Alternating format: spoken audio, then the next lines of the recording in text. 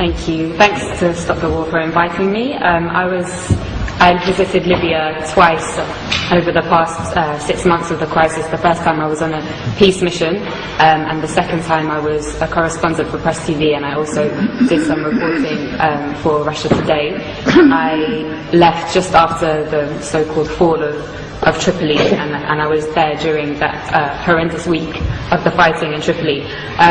Dan's I think really well contextualized how the war in Libya is a war on Africa, but I'd just like to add something. Dan mentioned how NATO have been targeting over 100,000 soldiers in Libya, but there were also thousands of ordinary men and women. There were a lot of women who volunteered since the beginning of the crisis to defend their country, and they were armed by the government. And during that week in Tripoli when the fighting began, I witnessed how ordinary men and women took up the weapons that they had been trained to use during that 6 months to defend their country.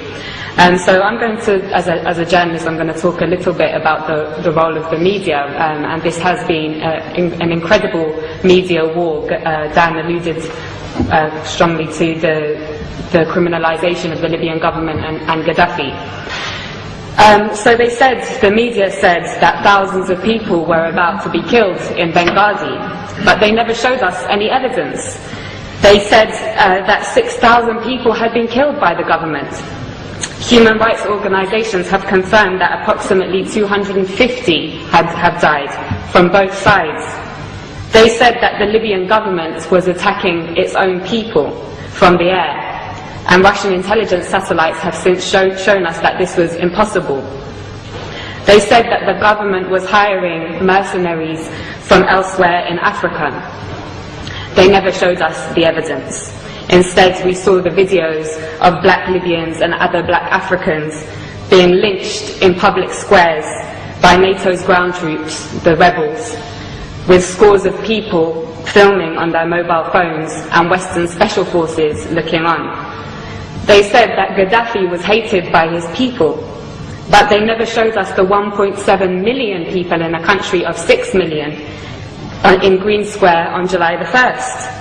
All the masses in Tarhuna, in Sabha, in Beni Walid, in Sirte, and across the country who demonstrated to pledge their allegiance to their leader and to the Jamahiriya. They never showed us the masses, as I said, of ordinary men and women who had accepted the government's offer of weapons to defend their families, neighborhoods, and country from people who wished to condemn them to enslavement, to imperialism. They said they were targeting Gaddafi's military forces. They ignored the 33 children, 32 women and 20 men who I saw buried in the small and traditional port town of Majer in Zlitan in early August. They said on August 20th or the 21st that Tripoli fell without resistance. But they didn't tell us that in 12 hours alone, 1,300 people were massacred in that city and 900 were injured. They said that Tripoli fell without resistance, and that Saif al-Islam had been arrested and captured, and that Gaddafi's compound Bab al-Ziza was taken by the rebels. But despite that, Saif al-Islam himself showed up in the hotel where I was trapped and took a group of journalists outside to see with their very own eyes. They didn't show us the thousands of people filling Bab al-Ziza and the streets of Tripoli waving the green flag on the night of August the 22nd. They said that Tripoli fell without resistance.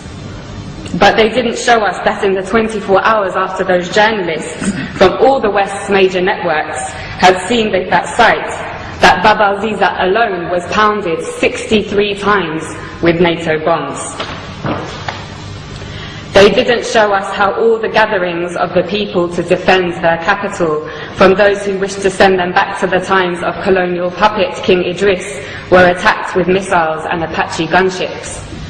They didn't show us how the brave people of Abu Slim, the poorest area in Tripoli, and the staunchest area of support for Gaddafi, resisted for 5 days until on August 24th, NATO attacked anything that moved and piles of bodies lined the streets.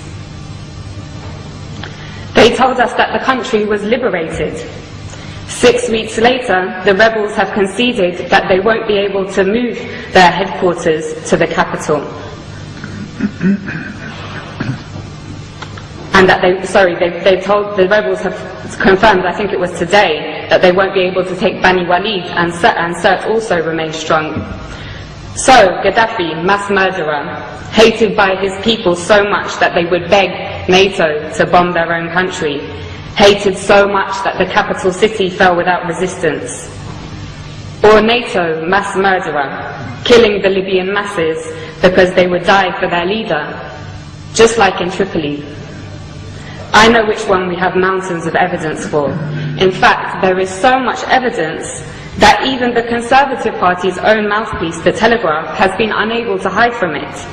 Amongst their numerous reports showing that the rebels lack the popular support that Gaddafi enjoys, one article published this week reported what I heard throughout my stay in Tripoli.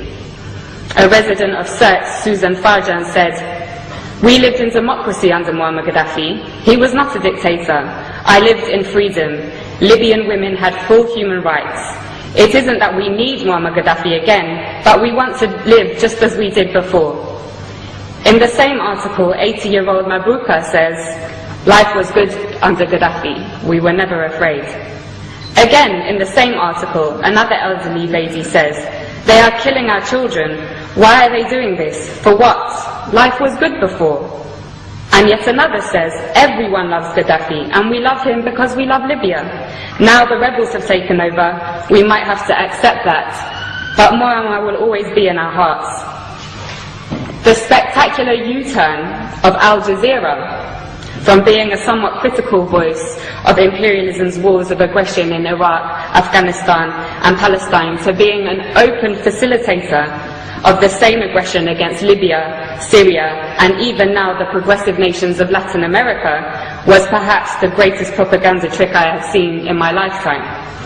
Co-opting the support of their faithful Arab viewers in the West, whose voices garnered particular prominence during the fashionable so-called Arab Spring, was an important move in order to get all progressive circles in the West to join in the essential criminalization of Gaddafi, when those very circles should have, in contrast, been elevating the status of the not-so-fashionable Libyan Jamahiriya and learning from it. Now all cards are on the table. Al Jazeera's Director General Wada Kanfar has resigned following the release of WikiLeaks cables, which revealed he has been taking orders from none other than the CIA. He has been replaced by a member of the Qatari royal family, which has been heavily engaged in the war against its fellow Arab brothers and sisters in Libya. But despite the role of Al Jazeera being clear as day now, it continues to get away with the same tricks of tugging on the liberal heartstrings of westernized audiences with its stories about how people in sovereign states of the global south's greatest tragedy is their lack of Western democracy, never mind that it has failed in the West. But despite Al Jazeera's interest in championing this ideology is obviously straightforward. It hosts the United States' largest military base in the Middle East, CENTCOM, and they are, of course, close friends. Leaving the Rixos Hotel, where I had been trapped for 5 days, was the most surreal and probably the worst day of my life. It was a bad day. The safe, secure, welcoming city, full of life and warmth that I had driven through days previously had transformed.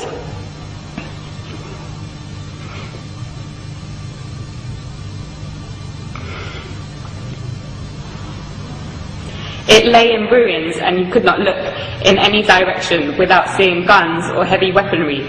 Many people had gone into hiding, been killed, and thousands of others had fled. And the people that I knew who remained, who had been the very people who had helped me to learn about the glorious recent history of Gaddafi's Libya, were inevitably traumatized and in a complete state of shock.